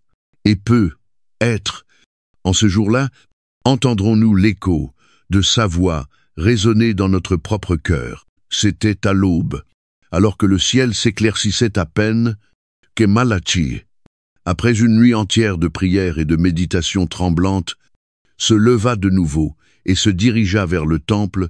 La ville s'éveillait lentement sous la lumière douce du matin, ses habitants se préparant à une nouvelle journée comme si rien n'avait changé, comme si aucun avertissement n'avait été prononcé, comme si le ciel demeurait silencieux.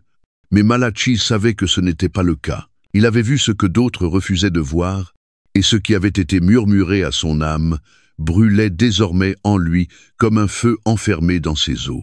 Il ne pouvait pas rester immobile. La parole du Seigneur n'avait pas encore terminé sa course.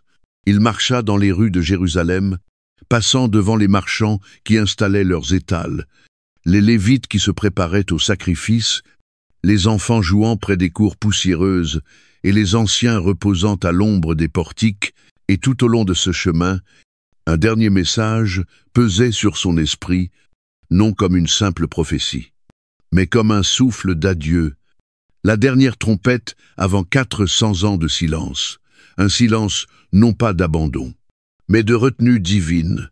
Grimpant les marches du temple, il s'arrêta dans le parvis extérieur.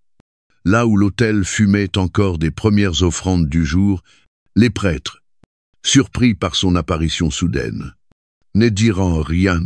Peut-être étaient-ils désormais habitués à ces interruptions, ou bien fatigués de lui résister. Pourtant, quelque chose dans son regard était différent cette fois, une urgence qui ne venait pas de la peur, mais de la connaissance, comme celle d'un homme ayant entrevu le bord de l'éternité et revenu avertir ceux encore liés au temps. Il éleva la voix, et les mots ne venaient pas de lui, mais de celui qui l'avait envoyé. Car voici, le jour vient, arde comme une fournaise, où tous les arrogants et tous les méchants seront comme du chaume. Son ton n'était ni amer, ni triomphant, mais solennel, comme celui d'un homme annonçant un verdict qu'il n'avait pas écrit, mais qu'il ne pouvait retenir. Le jour qui vient les embrasera, dit l'Éternel des armées. Il ne leur laissera ni racines, ni rameaux. Malachie 3, 19. Version, Second 21. Les personnes autour de lui s'immobilisèrent. Les mots étaient anciens par leur origine, mais nouveaux par leur ton, faisant écho aux jugements proclamés par les prophètes d'autrefois et désormais confirmés avec une immédiateté terrifiante. Ce ne serait pas un jour de bouleversement politique ou de conquête militaire seulement, mais un jour de règlement cosmique, un feu purificateur devant lequel nul ne pourrait se cacher. Et pourtant, Au cœur même de ce jugement divin, une promesse subsistait, un fil de lumière tissé dans la tapisserie de l'avertissement, mais, pour vous qui craignez mon nom, proclama Malachi, et sa voix s'adoucit sans perdre de sa puissance. Le soleil de justice se lèvera, et la guérison sera sous ses ailes. La foule se mit à murmurer. L'image, vive et surprenante, ne parlait pas de destruction, mais de restauration, non de vengeance, mais de justification. De même que l'aurore chasse la nuit, ainsi le Seigneur lui-même se lèverait, non seulement dans la colère, mais avec la lumière et la guérison pour ceux qui étaient restés fidèles. Son regard se posa sur les brisés, les fatigués, les oubliés, les veuves qui priaient en silence, les pères qui refusaient les pots de vin, les enfants éduqués à craindre le nom du Seigneur, bien que leur maison soit modeste et leurs offrandes humbles. C'étaient eux pour qui le soleil allait se lever, eux, dont les noms avaient été inscrits dans le livre du souvenir, dont la foi n'avait pas vacillé malgré les moqueries du monde, et c'est à eux que le prophète s'adressa. Comme si le ciel lui-même parlait à travers sa voix, « Vous sortirez en bondissant comme les veaux d'une étable. » Alors vint le moment qui marqua la fin de son ministère public. Ce n'était plus seulement un avertissement, ni simplement un reproche, mais une révélation, une vision de ce qui était encore à venir. Dans une dernière vision, Malachi ne vit pas Jérusalem telle qu'elle était, mais une vaste vallée ouverte, où un homme vêtu de poils de chameau marchait avec le feu de la conviction et l'écho du ciel dans sa voix. Il appelait le peuple à la repentance, non avec une éloquence raffinée, mais avec une urgence née d'un mandat divin. Repentez-vous, car le royaume de Dieu est proche. Sa voix traversait les générations et accomplissait les paroles proclamées des siècles auparavant. Malachi entendit à nouveau les paroles qui avaient embrasé son âme lors de son appel. « Voici, j'enverrai mon messager, il préparera le chemin devant moi. » Malachi 3. 1. Et désormais, il voyait que ce messager viendrait, un homme semblable à Élie. Non par l'apparence seulement, mais par l'esprit et la puissance, tournant le cœur des pères vers leurs enfants et le cœur des enfants vers leurs pères, comme cela fut confirmé en Malachi 3, 23, 24, version second 20 et 1. Voici, je vous enverrai le prophète Élie. Avant que vienne le jour de l'Éternel, ce jour grand et redoutable, il ramènera le cœur des pères à leurs enfants, et le cœur des enfants à leurs pères, de peur que je ne vienne frapper le pays d'interdit. Non, cette vision ne s'achevait pas dans le désespoir, mais dans l'intention divine. Dieu n'avait pas terminé avec son peuple, même si le silence allait suivre, même si des siècles passeraient sans qu'aucune voix prophétique ne s'élève, la promesse demeurait. Un messager viendrait, et derrière lui, le Seigneur lui-même, non dans la fureur, mais dans la chair, non avec l'épée, mais avec une vérité qui diviserait et rachèterait. Malachi, debout au seuil de ce dévoilement, savait que sa tâche touchait à sa fin. Ce soir-là, dans une pièce tranquille, éclairée par la lueur vacillante des lampes à huile, il prit le rouleau et, de ses mains tremblantes, inscrivit ces dernières paroles. Elles ne venaient pas de lui seul, mais étaient soufflées par l'Esprit, lourdes d'éternité. Il ne s'adressa pas à des rois ni à des tribunaux, mais au cœur, ceux qui écoutaient alors, et ceux qui écouteraient plus tard, et lorsqu'il eut terminé, il roula le parchemin et le plaça là où il serait conservé parmi les écrits sacrés, ne sachant combien de temps il resterait intact et muet, mais croyant qu'au moment fixé, les mots parleraient à nouveau. Le lendemain matin, Malachi traversa une dernière fois le temple. Aucun cortège ne l'accompagnait, aucune trompette ne sonnait. Il n'était qu'un homme parmi d'autres, un vieillard parmi des pèlerins plus jeunes, un nom que peu se rappelaient. Mais le ciel, lui, savait, et tandis que des empires s'élèveraient puis tomberaient, que des souverains étrangers marcheraient sur Jérusalem. que les prêtres poursuivraient leurs rituels et que les scribes multiplieraient leurs commentaires. Le silence qui suivit la voix de Malachi ne serait pas un vide d'abandon, mais un berceau de préparation, car la prochaine voix qui briserait le silence ne viendrait ni des marches du temple, ni des palais royaux, mais du désert, et dans cette voix, criant de préparer le chemin du Seigneur, les paroles de Malachi revivraient, accomplies en partie, et encore tendues vers leur plein achèvement, jusqu'au jour où le soleil de justice se lèvera, et que plus aucune ombre ne subsistera.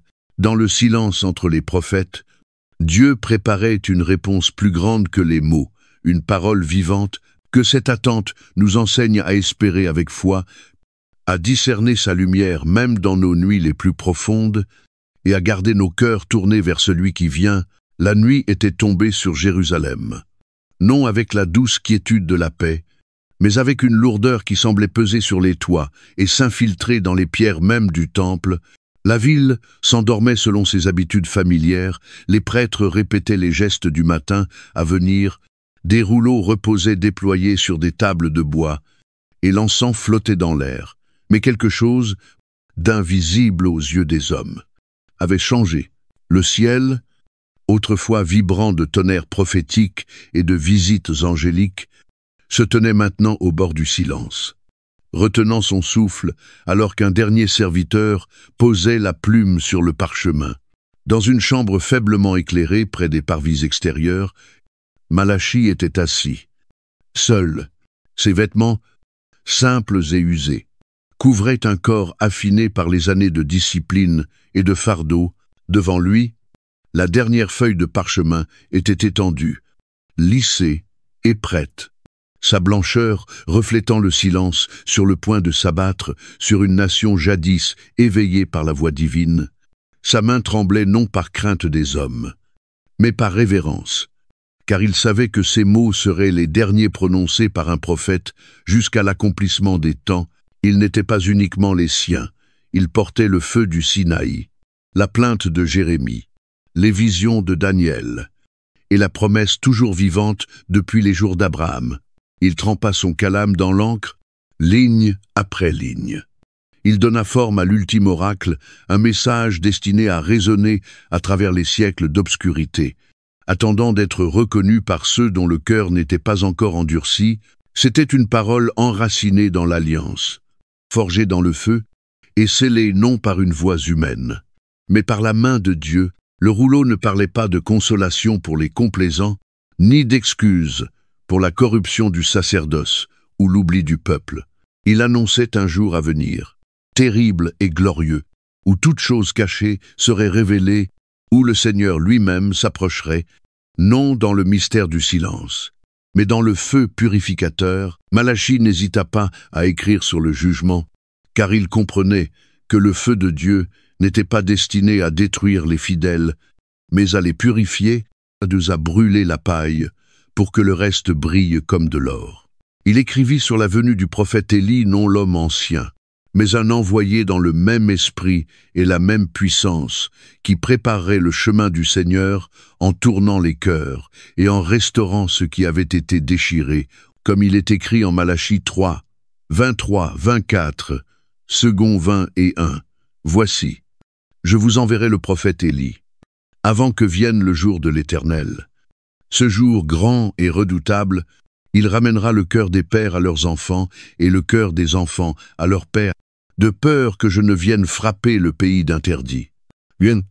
Et lorsque le dernier mot fut couché sur le parchemin, Malachi s'arrêta. La chambre était silencieuse, mais l'air autour de lui semblait chargé, comme si les anges eux-mêmes s'étaient penchés pour assister au dernier scintillement de la révélation, avant que la voix du ciel ne se retire.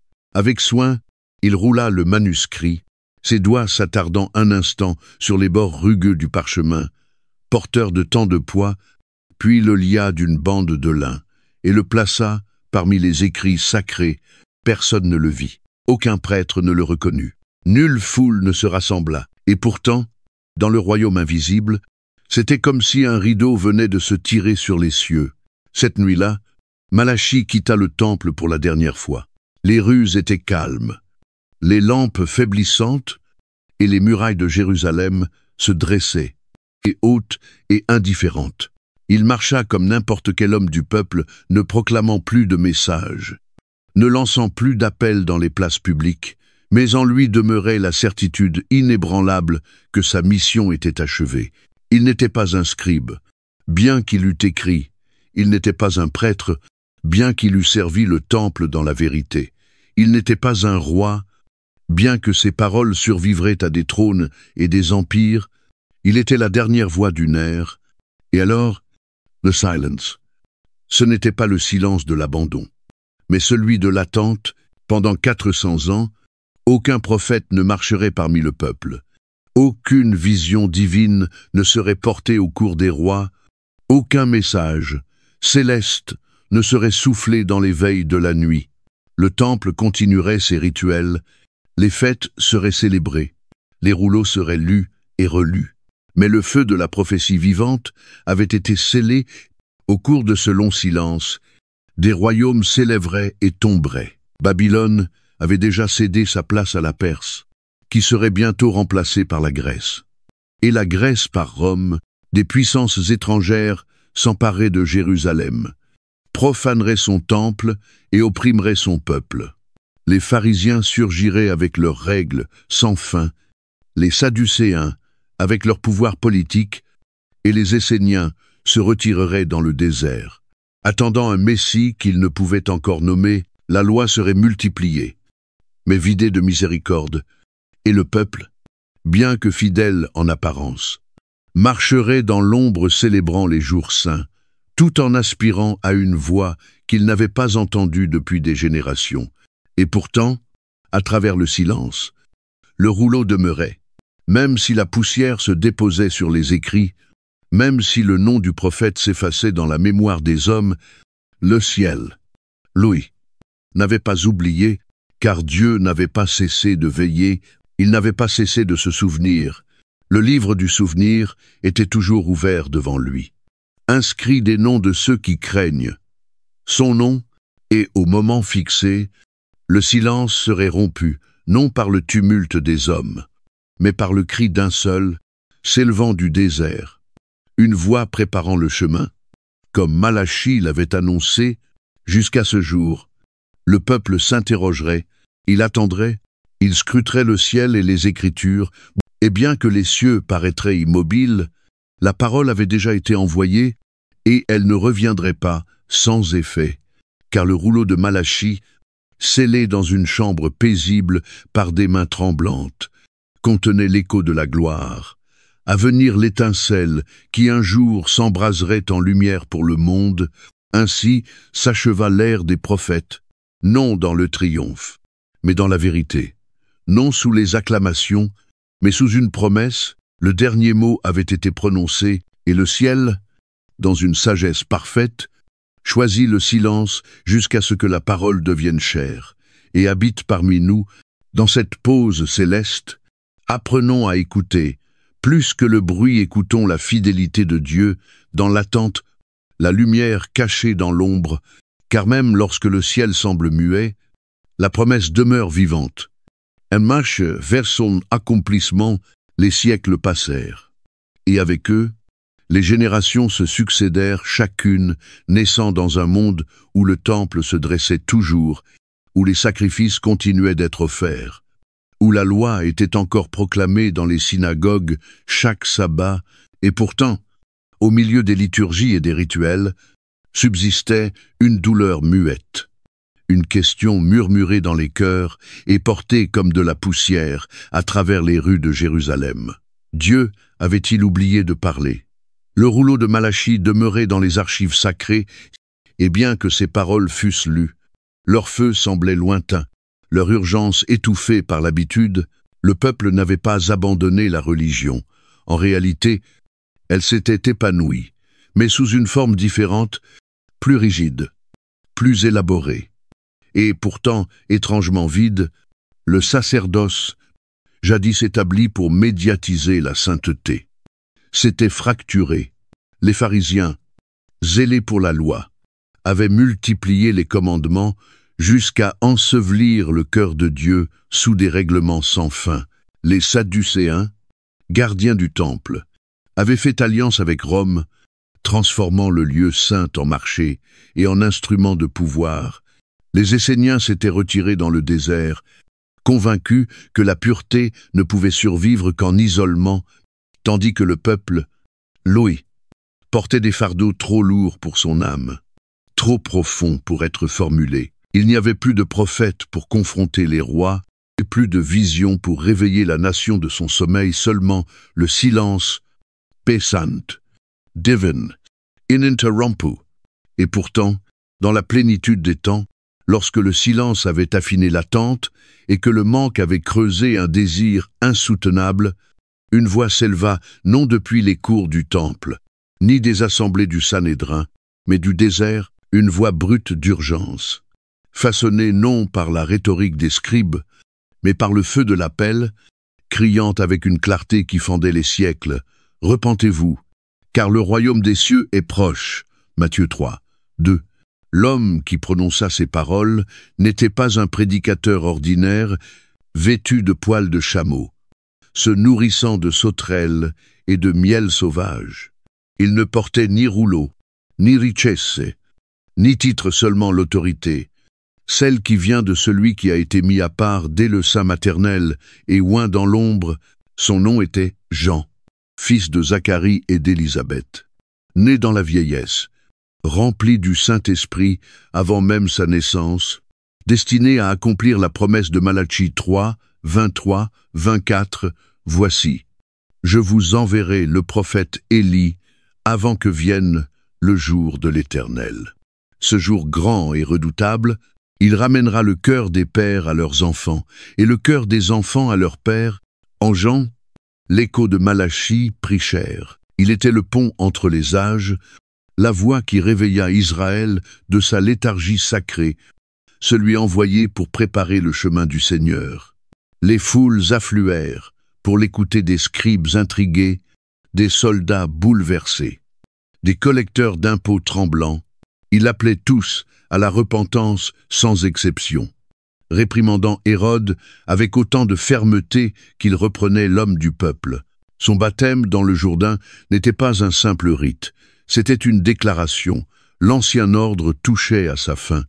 Le Seigneur était proche, et les cœurs devaient être rendus prêts. Il ne cherchait ni partisans ni flatterie.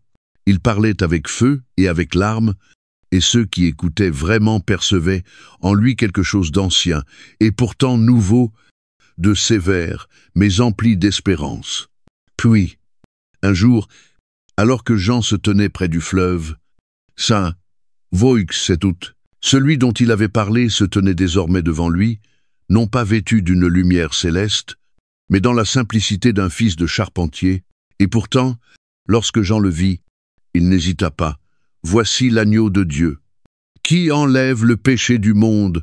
Jean 1, 29. En cette phrase unique, le silence fut brisé, les rouleaux de Malachie accomplis, et le soleil de justice se leva non dans la gloire tapageuse, mais dans la chair, car la parole, qui autrefois tonnait par la bouche des prophètes, était désormais un homme venu habiter parmi ceux qu'il venait sauver, Yéchus. Le Christ ne vint pas comme le peuple l'avait imaginé. Il ne gravit pas les marches du temple pour réclamer le pouvoir politique, ni ne leva d'armée contre les oppresseurs. Il guérit les malades, releva les brisés, pardonna les pécheurs et mit à nu les cœurs. Il enseigna non avec une autorité distante, mais avec la compassion de celui qui portait le poids de chaque âme croisée.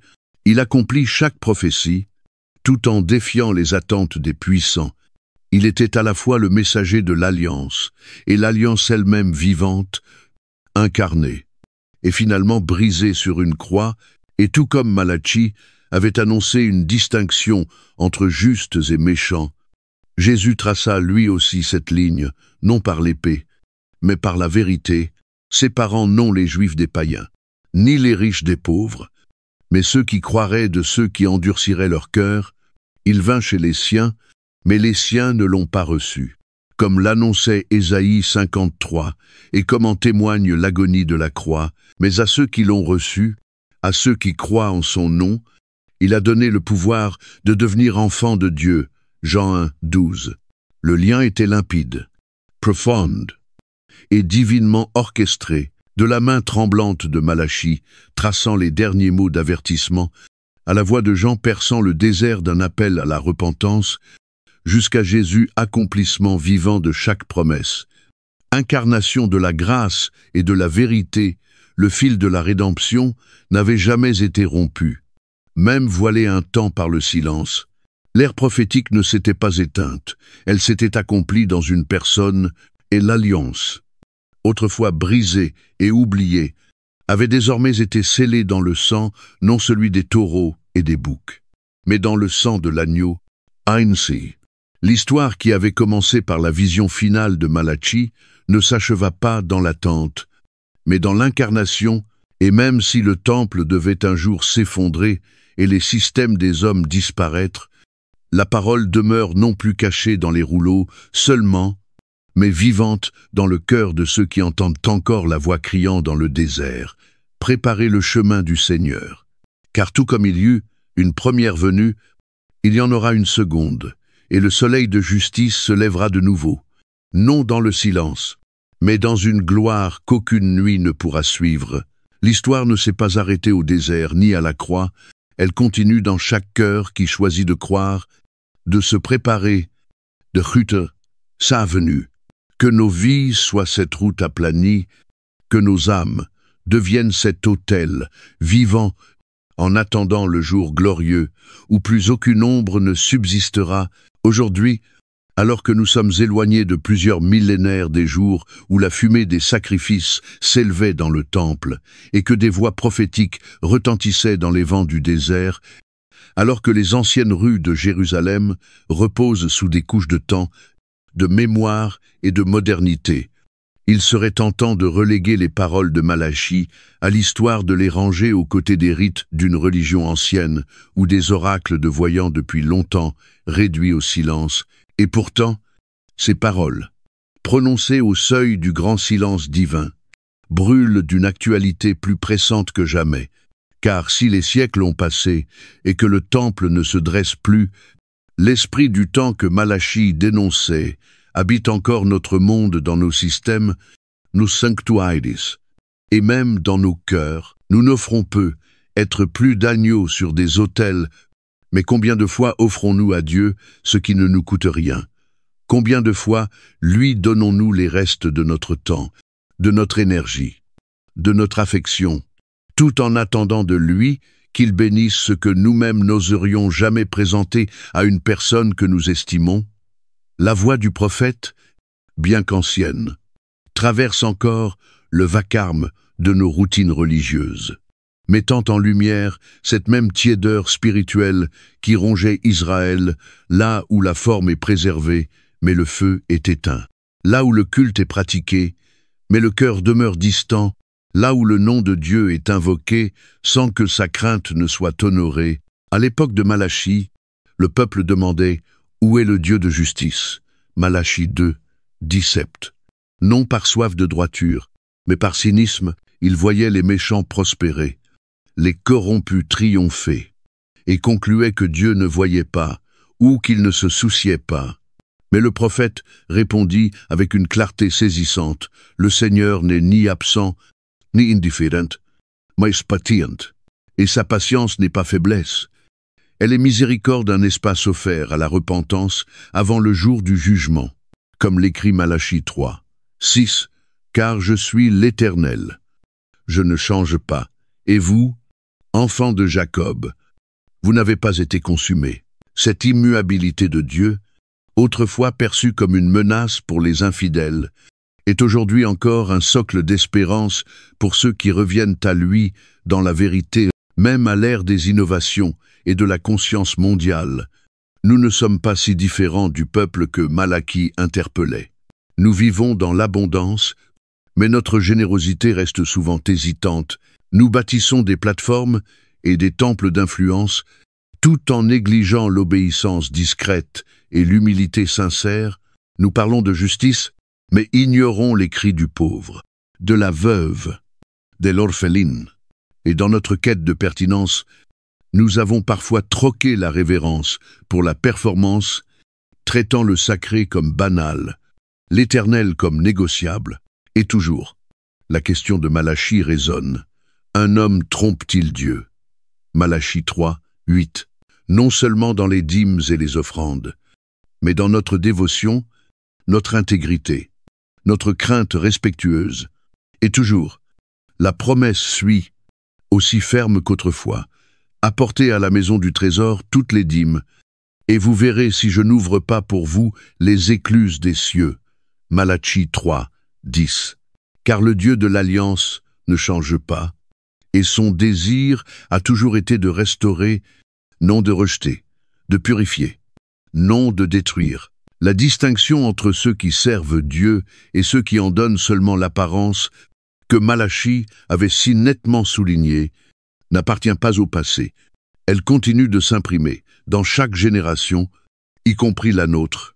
Elle n'est pas tracée par les dénominations, les traditions ou la visibilité extérieure, mais par la posture cachée du cœur, alors que le monde s'enfonce dans la poursuite de soi, que la vérité cède à la commodité, que les convictions s'estompent devant le confort.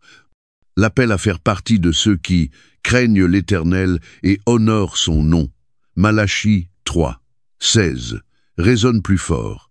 Ce n'est pas simplement une méditation, c'est une invitation à revenir, à rebâtir non des autels de pierre, mais des vies consacrées à l'adoration, à être de ceux qui, même dans le secret, murmurent des prières, que le ciel n'oublie pas, à être compté parmi le reste fidèle qui n'attend pas seulement les bénédictions de Dieu, mais sa présence même, et à vivre avec cette conscience que nous nous tenons, même maintenant. Entre deux avènements, Christ est venu, et Christ reviendra, le soleil de justice, qui s'est levé une fois avec la guérison sous ses ailes, se lèvera de nouveau, non dans l'obscurité, mais dans la gloire, et ceux qui l'ont craint dans le silence se réjouiront au son de son retour. Dici-là, ne nous lassons pas de pratiquer la justice, ne nous satisfaisons pas de rituels vides qui rassasient la chair, mais laissent l'esprit desséché. Marchons plutôt dans la mémoire du feu de Malachie, dans les pas de l'appel de Jean, et sur les traces de l'agneau immolé, et qui règne, car le rouleau a parlé, le silence est passé, et la parole est vivante, et à ceux qui ont des oreilles pour entendre, la voix parle encore. Revenez à moi, et je reviendrai à vous. Malachie 3, 7. Et toi, entends-tu encore cet appel? Dans un monde saturé de bruit, puisses-tu discerner la voix douce et ferme du Dieu immuable, t'invitant à revenir, à aimer, à attendre avec foi. Le chemin n'est pas fini. L'histoire s'écrit encore, et elle te cherche. Merci de nous avoir accompagnés jusqu'à la fin de cette vidéo. Chaque récit biblique est un chemin de retour vers Dieu, discret mais puissant, qui nourrit notre foi jour après jour. Si ce voyage a touché votre cœur, cliquez sur « J'aime » pour partager ce message, et abonnez-vous pour continuer à explorer avec nous d'autres histoires pleines de sens. À très bientôt dans notre prochaine vidéo. Que Dieu vous bénisse, vous et votre famille.